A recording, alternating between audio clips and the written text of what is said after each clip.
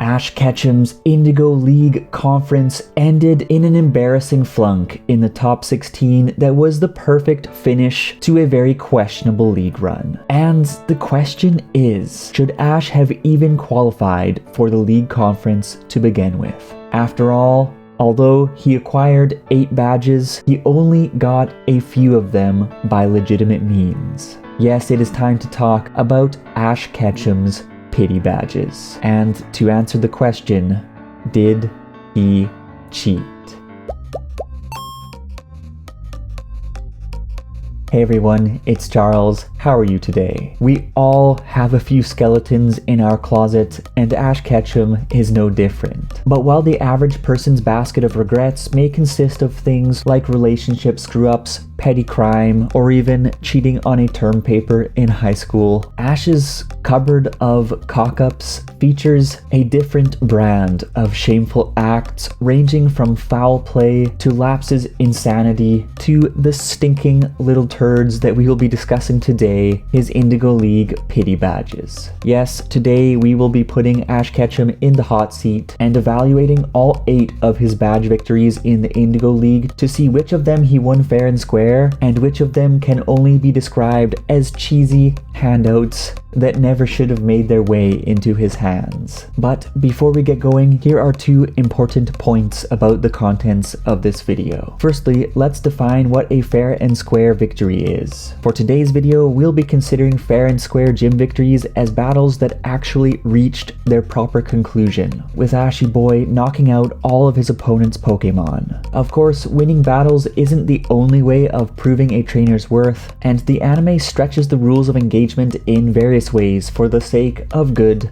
fun storytelling. But today we will be laying these Bush League rules to rest in the name of all the good trainers out there who got gypped while Ash farted his way through. Secondly, what exactly constitutes a cheesy victory? Well, you know what? You will see what a cheesy victory is in just a moment. So with that said, kindly request your Machoke to cross-chop that like button for the YouTube algorithm, subscribe for a date with Delia, I guess, and let's jump right in.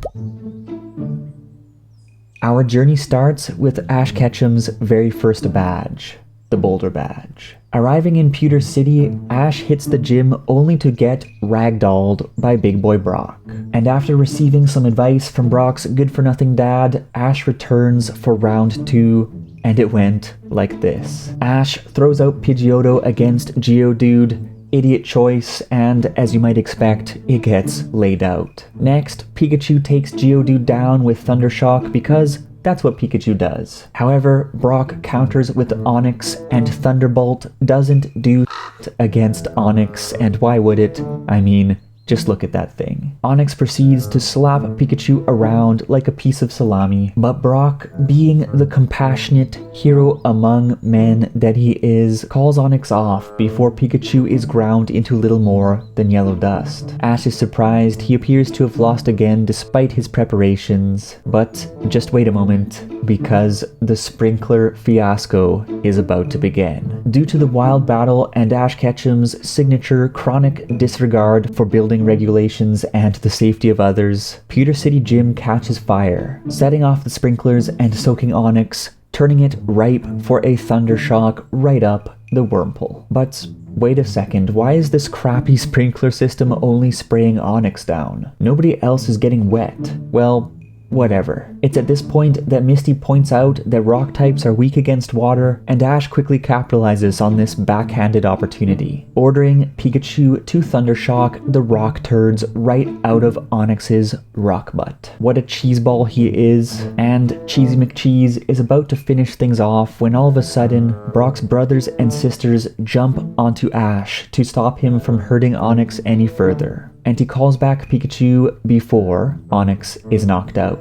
Brock is then like, hey, what are you doing? The match isn't over. To which Ash comments that it was an accident that the sprinklers went off, and that he wouldn't be able to say that he won on his own, and so he would come back again later and win fair and square then. Okay, so he has some integrity after all, and he leaves the gym without seeing the match to its conclusion. However, Brock runs after Ash and, what do you know, he gives him the Boulder Badge anyways. Ash says something along the lines of, but that gym badge is proof of defeating a gym leader. Yes, this is true. To which Brock responds, you beat me in battle. Not exactly true actually. And in kindness to Pokemon. Speaking to the rascal who seemed about ready to let his Pikachu die until good old Broccoli called off the match. But facts and logic aside, Brock hands Ash the Boulder Badge and we have our very first cheese badge. Don't get me wrong, it makes for a story with a good moral lesson, but it is cheesier than a bag of zesty Doritos.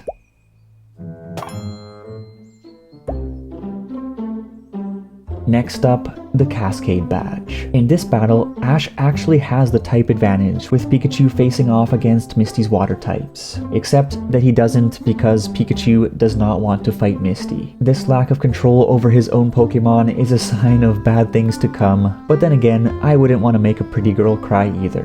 Just kidding, I would happily destroy them for that Cascade Badge. Anyways, with Pikachu on the bench, Ash leads with Butterfree, who does the classic boop the whoop on Staryu with a big stun spore, or so Ash thinks, but Staryu merely jumps into the water to wash off that poopy powder and proceeds to drop Butterfree like a sack of potatoes. Ash follows with Pidgeotto, and Misty substitutes Staryu with Starmie, just to flex on him, and they have at it. Now, as you may know, Ash's Pidgeotto is a proper bird Chad, and actually does the dance on Starmie, outmaneuvering it and knocking it against a wall, just about knocking it out, I guess, and putting Ash on the verge of winning until, oh dear god, you had better get used to this. The battle is interrupted by those idiots Team Rocket who have brought some kind of vacuum to suck up water, Pokemon, and Ash's dignity. Their vacuum even has a reverse suction function, which Meowth needlessly uses to spray down the girls simply because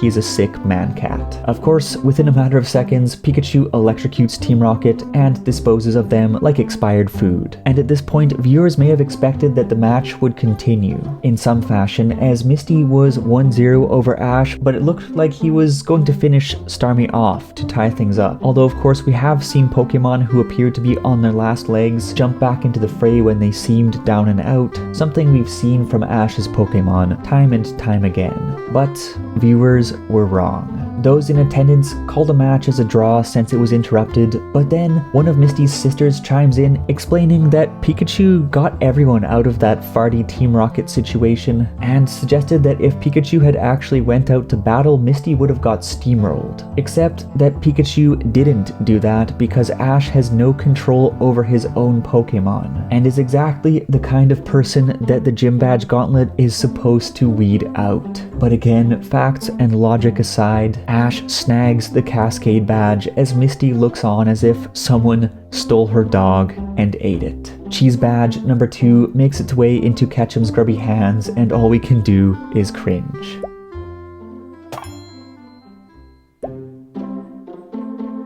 Hey look, baby has a baby Pokemon. Lieutenant Surge is such a dick, but no one ever seems to tell him that because after all, he is a giant man who could chase them down and spank them around. And he's actually even more of an ass in the Japanese version, where he becomes a prime example of the Japanese caricature of American macho men dropping English words like you right? What? Goddamn. Unbelievable, etc. And okay, that is actually pretty awesome, but the point is, his battles with Ash went like this. Battle number 1, Raichu whips Pikachu right in the Pika Balls with a Thunder Shock, Mega Punch, Mega Kick, and Thunderbolt sequence that puts him straight into the hospital. Holy moly, that was the definition of overkill. However, this really gets Pikachu fired up, and when he returns to the gym for battle number 2 with his manservant cheerleading from the sidelines, he actually has a great match with Raichu, and ultimately slams its head straight into the dirt. Pikachu and his cheerleader, they win the Thunder Badge fair and square.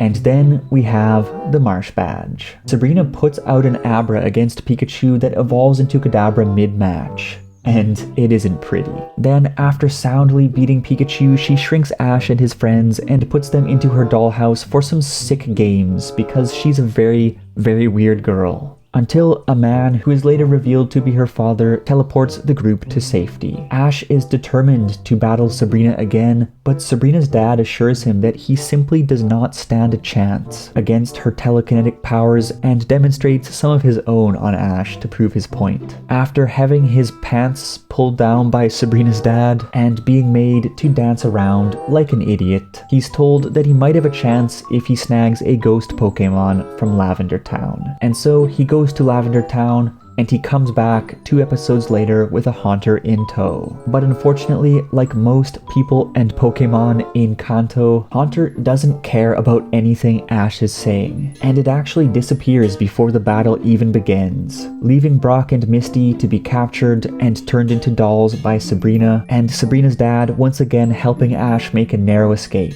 What a mess. Fortunately, Ash is able to finally track down Haunter and bring it back for another rematch. Except that once they enter the gym, Haunter disappears again, and Ash has no choice but to pit Pikachu against Kadabra, much to its displeasure understandably, and things only go south from there. Until Haunter finally reappears, and instead of joining the battle, makes funny faces and sets off a bomb as a gag in front of Sabrina, causing her to break down into uncontrollable laughter. And since her and Kadabra's minds are intertwined by telepathy, Kadabra also starts laughing uncontrollably, and Sabrina's dad, who has apparently decided to make himself the referee of the match, states that Kadabra is unable to battle and Ash is thus the winner. Ash questions if he actually deserves the badge, a very good question, but Misty chimes in and dirties her own hands in Ketchum cheese by saying that the laugh attack was actually a wonderful strategy. I mean, I suppose it would have been if it was actually his strategy, but instead it was a strategy implemented by a Pokemon that wasn't even his. Brock adds that there are variations upon variations of battles that can play out, and many different ways to win them as well. Well, Brock, those are actually some very concrete words of wisdom that certainly hold true for some people. But earning a victory because a Pokemon you don't even own, who doesn't even care about what you ask it to do, causes a gym leader's Pokemon to laugh its lawsuit-inducing buns off. Ladies and gentlemen, bring out the cheese stamp and stamp this one like you mean it.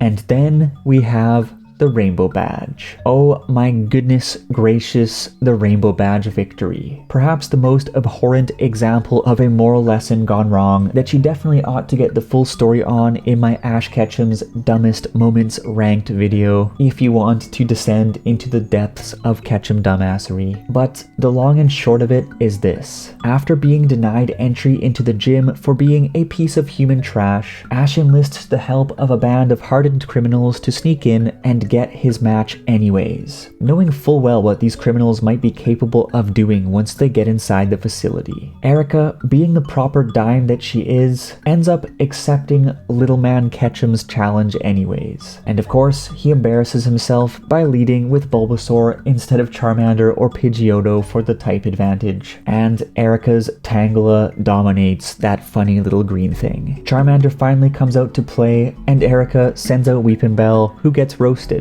as you'd expect. But then it's Gloom Doom who hits the pitch and folds Charmander over like a lawn chair. Then Ash is about to play what he thinks is his trump card, but certainly shouldn't be in this situation, when, oh boy, you guessed it, Team Rocket, who Ash helped to sneak in, set off a bloody bomb in the gym before getting blasted off. Celadon City Gym is on fire, lives are in danger, and everyone works through the night to salvage the structure in at least some capacity. And during this desperate mission, Ash runs into the burning building to rescue Gloom, as you'd expect from our misguided but admittedly courageous friend, Ash Ketchum. And in just as predictable of a fashion, Erica actually rewards him for his heroism with his very own Rainbow Badge, not seeming to comprehend or care that this selfish jerk's actions put everyone's lives in danger and resulted in the gym getting burnt to a crisp. So at a superficial level, Ash's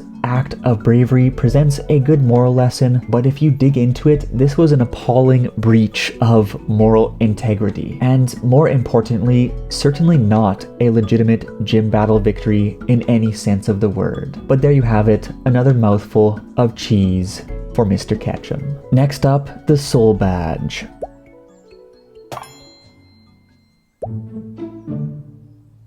Fuchsia City Gym. Side note, I love Fuchsia. I even have a Fuchsia Game Boy Advance. Ash vs Koga, a battle in which the two square off, 2 Pokemon apiece in the Soul Badge Showdown. Ash leads with Pidgeotto and Koga leads with Venonat, causing Ash to smugly state that he just won a match against Venonat. Good job, Ash. Except that Koga's Venonat evolves into Venomoth mid-battle and makes Ash look like a fool with a flawless victory over Pidgeotto. With enough egg on his face to cook an omelet, Ash responds with Charmander, who blocks Venomoth's Stun Spore with a flamethrower, and things are heating up when, you guessed it, another Team Rocket interruption that literally no one wanted. In short, Psyduck bum rushes them, and Ash and Koga's battle continues outside. It's Golbat versus Charmander. I guess Koga forgot about his Venomoth. And that's unfortunate, because Charmander quickly punches Golbat in the throat and puts the Soul Badge in Ash's pocket. This one is perplexing in that Koga did not use his undamaged Venomoth, but whatever, stupid people are stupid. Ash Ketchum actually won this one fair and square.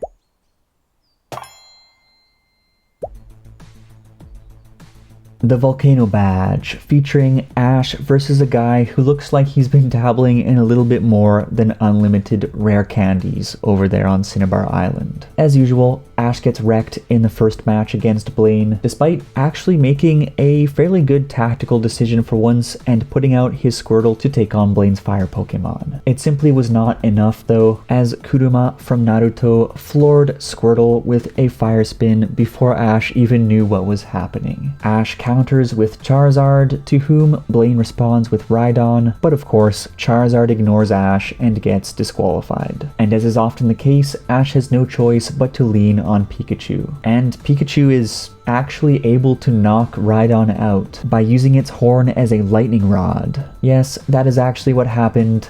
Please do not bother thinking on it too much. However, Blaine's next Pokemon, Magmar, is simply too hot for Pikachu to handle, and Ash is forced to concede the match. The next day, Team Rocket does something dumb, and Ash helps Blaine resolve the situation. And since he's already received so many pity badges at this point, he has the gall to flat out ask Blaine to give him the Volcano Badge for helping out. But Blaine is like, no, you stupid boy, but being a good man offers him a rematch instead. Blaine grants Ash his rematch on top of the volcano because health and safety are apparently a total joke to Indigo League organizers, and the long and short of it is that Blaine's Magmar and Ash's Charizard engage in an epic match ending in an iconic seismic toss that actually earns Ash the badge fair and square.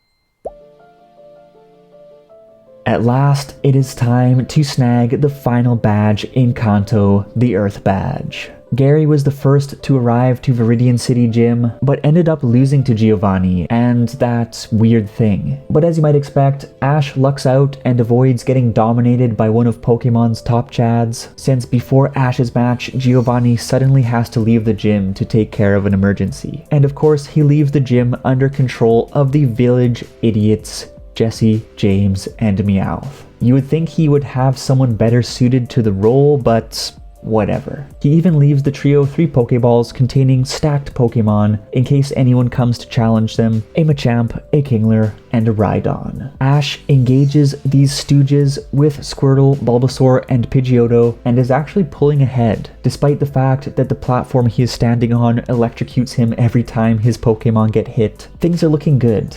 Until Jesse and James decide to cheat and bring Weezing and Arbok into the fray. Misty calls them out, but Jesse womansplains to her that she is the gym leader and she calls the shots. Ash says, okay, whatever, and sorry to be anticlimactic, but responds to the situation by having Pikachu unleash an absolutely savage Thunderbolt that wrecks Team Rocket and all of their Pokemon. And then, when they refuse to cough up the badge, Dr. Togepi over there puts on the dad hat and blows the trio to Kingdom Come, causing them to drop the Earth badge into Ash's hands. Ash happily takes the Earth badge, and while the whole battle was quite the sketchy ordeal, and Giovanni probably would have stomped him into the dirt, the trio were in fact appointed as gym leaders, and Ash did comply with the rules that they set up, so this one counts as a win, fair and square.